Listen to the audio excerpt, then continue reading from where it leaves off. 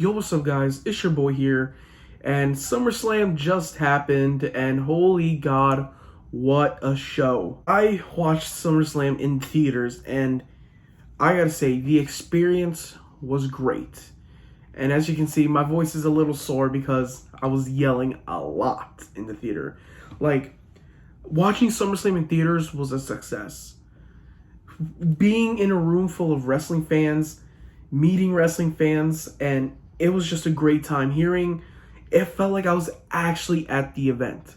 Like, I believe WWE should do this more often. WWE should be doing pay-per-views in theaters more often. I'm filming this right after SummerSlam, and my throat is sore. It's crazy. SummerSlam in the theaters was a success. I believe this was one of my favorite pay-per-views, and I kind of want to review what happened at SummerSlam. It was like my first pay-per-view review. Like, that's crazy. But my experience was fun, and I want to explain more at the end. So let's just get into the review for SummerSlam. So, Roman Reigns versus John Cena. What a match. I enjoyed every second of it. From Team Cena or Team Roman, it was such a fun pay-per-view. Like, the main event was great. It was chef's kiss. I enjoyed every second of it. From the people chanting, "Let's go Cena, Cena sucks," or "Let's go Roman," like, I got chills from watching this match again. And it was great. Seeing John Cena hit the Attitude Adjustment on the table and on the second rope, and Roman still kicked out of 3 AAs, just shows like, oh man, Roman wants this. Roman wants the fight. And then seeing Cena lose from one spear is just insane to think about. This is just like No Mercy all over again. And I knew that Roman was going to win. My pick was Roman. And then the return of Brock Lesnar. This was the biggest return ever. I don't care. I think Lesnar's return was much bigger than CM Punk's return. I don't care. You can at me or whatever. CM Punk's return was rumored. We all expected it. I never expected Brock to return at SummerSlam. I always expected Brock to return somewhere like Royal Rumble season or maybe like at the end of the year. I never expected him to return this early. The main event was such a good idea. The return of Brock Lesnar confronting the tribal chief, the head of the table, Roman Reigns. And the way Brock looks now, Roman and Brock, how they look now is insane to think about. Like, what will happen? Is this Roman's tougher competition? Like, Cena's the afterthought now. Now we have Roman and Brock. What will happen next? We will find out. And then the WWE Championship match, Bobby Lashley versus Goldberg. This was better than I expected. Bobby Lashley just destroyed Goldberg at the end. MVP hitting Goldberg's knee with the cane. Bobby destroyed Goldberg's knee. And then Goldberg's son Gage getting involved and Lashley putting him in the Hurt Lock. Holy God, that was so unexpected.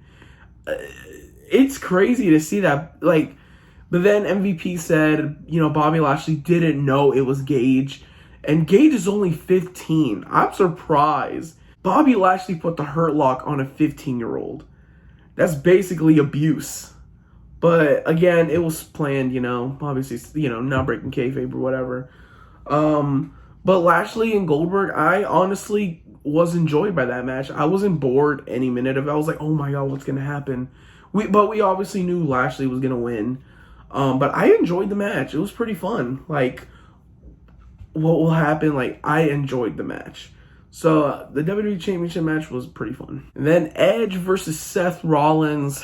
This was a great match. I love this match. From being worried, like Seth attacking Edge's neck the whole time.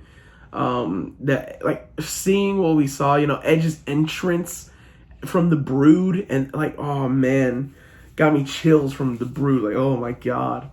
So yeah, Seth lost to Edge. And Seth surprisingly lost by submission. Edge just smacked his head at the end, and then Seth had a tap, bro. I enjoyed this match. Like, SummerSlam was so fun. Edge versus Seth Rollins was great. And Sasha Banks versus Bianca Belair for the SmackDown Women's Championship. Surprisingly, this match didn't happen. Sasha Banks no-showed. I don't know why. But it was said, like, Bianca and Sasha have been missing live events lately, and Sasha wasn't there. So then out came Carmella, and then the man returned, Becky Lynch, and she challenged Bianca Belair for the SmackDown Women's Championship, and I think this was the shortest match in SummerSlam's history, with Becky winning the SmackDown Women's title against Bianca Belair. And wrestling fans aren't happy because, many people are saying that Sasha and Bianca deserved the match, and Becky just won it for no reason. I was happy with it, but you can't please everyone. But this was so unexpected. 2 returns, Becky and Brock. Holy God. Belair was shocked at the end. Like, she was surprised that she lost like that. And I was surprised too. I really thought we were going to get like a 10-minute match. And I never expected Becky to return. Like, I'm glad Becky is back, but I really wish she went to Raw. SmackDown is fine with the women's division. I really wish Becky went to Raw because the Raw women's division needs some help. And then we have the Usos versus the Mysterios for the SmackDown Tag Team titles. And I can say I love this match. The Usos and Rey Mysterio and Dominic Mysterio can put on matches, and they're just great. I enjoyed every second of it. I can finally tell which Uso is which. Jey Uso has the short hair. Jimmy Uso still has the long hair. I had my hopes that the Mysterios would win, but I didn't see anything. I didn't see, the Usos dropping it. I kind of expected it. And then we have Randy Orton and Matt Riddle, or RK Bro, versus AJ Styles and Omos. And this match went by quick, I can say. Omos didn't appear in the match. AJ Styles was there by himself, basically. One RKO, and boom, RK Bro won it. I really thought it would have been someone's heel turn or something, like Randy Orton. But yeah, congratulations to Randy Orton and Matt Riddle. I obviously picked them because they have good chemistry. They're like Team Hell No, but funnier. I don't know why. It was a fun match. I didn't enjoy it. It was pretty fun. It was pretty fun. It's kind of surprising that Omos wasn't in it, but, whatever. And then we have the Raw Women's Championship, Nikki Ash versus Rhea Ripley versus Charlotte Flair. And I can say I was more entertained than I thought watching this match, because the first 5 minutes of it was pretty boring, but then watching it more in, I was hyped. I was hyped about this match. I low-key thought Nikki Ash would have retained, but apparently Charlotte Flair is now a 12-time women's champion, and that is surprising. Not mad. I'm not mad that Charlotte won. I'm low-key happy because Charlotte's my wife, and if I disagree with anything about her, she'll kill me because she's taller than me. Why am I going on? I don't know what happens next. Where's Rhea Ripley going from now? Is this rivalry officially over? I hope so. I can't stand another Charlotte Flair versus Rhea Ripley match. But let's see what happens with Charlotte next. I really thought Nikki Ash was going to retain, though. And then we have Damien Priest versus Sheamus for the United States Championship. And this match was a little bit better than I expected. Nothing memorable came from it. I'm just glad Sheamus lost the U.S. title because he had the worst reign as United States Champion in a while. I hated Sheamus as United States Champion. I'm so glad we finally have someone like Damien Priest to hold it and defend it on every pay-per-view instead of just being a lazy bitch and not defend it. And I don't care if you were injured or not. You were not injured, Sheamus. But yeah, I'm finally glad Damien Priest won because I want the hype train on Damien Priest again. Low-key. He is great. I feel like he lost a lot of, hype when Bad Bunny left. I kind of wish Damien Priest will be better known as a single star rather than be like Bad Bunny's guard or whatever. But, congrats to Damien Priest and hope he has a lengthy title run. And then we have Drew McIntyre versus Jinder Mahal in basically a bathroom break match, in my opinion. And it sucks because Drew McIntyre deserved better at SummerSlam. But he won. But really, this was like a bathroom break match. There was 2 of them. But nothing much came from it. Drew McIntyre pulled out his sword, about to attack the 2 dudes. I don't even know their name. But overall, this was probably like go get some snacks or go to the bathroom. It was like a break match. And then the final thing we have is Alexa Bliss defeating Eva Marie.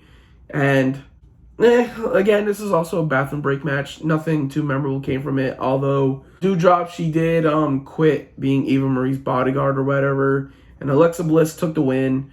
Congrats to her. I don't know if Alexa Bliss is like a tweener now or being a face. I don't know. If she is, that kind of does ruin her character. Even though many people hate Alexa Bliss, I still like her. But I kind of do wish she did have her older character, though. Because there's really no point. So, yeah, Alexa Bliss defeats Eva Marie. Nothing too special came from this match. But overall, SummerSlam this year was great. I enjoyed every second of it. Watching it in theaters felt so different than watching it on Peacock at home or live in person. I can basically say SummerSlam was the best pay-per-view of the year, hands down. We got the return of Brock Lesnar, a banger with Cena and Roman, Becky Lynch returning. Lashley and Goldberg was surprisingly better than we thought. A great match with Edge and Seth. Like, so much happened at SummerSlam that I can't even process. I'm still shocked after what happened. Like, on the car ride home, my friend went with me to SummerSlam, and we were just talking about the whole thing in the car. Like, what will we see from Roman and Brock? What's happening with Bianca Belair ever since she lost it? Is Sasha Banks Becky's next opponent, or will Bianca Belair face Becky Lynch like in a rivalry? Like, there's so much we want to know on Raw and SmackDown, and I am more interested in WWE now because of what we've seen with Becky's return, the return of Brock Lesnar, and what will we see from Lashley and Goldberg ever since the whole Gage thing. SummerSlam was a success. I enjoyed every second of it. I really hope WWE does this again with the big four pay-per-views like Survivor Series, Royal Rumble, WrestleMania, and SummerSlam. Like, this was so fun. I really wish WWE did this more often, but only for the big four pay-per-views. I know if they did it for every pay-per-view, it would probably take a while. It would be fun, but I really just hope they did it for the big four. Yeah, SummerSlam, I got to give SummerSlam a 10 out of 10. Best experience, meeting wrestling fans, meeting new people. It was just so fun. The atmosphere was just crazy.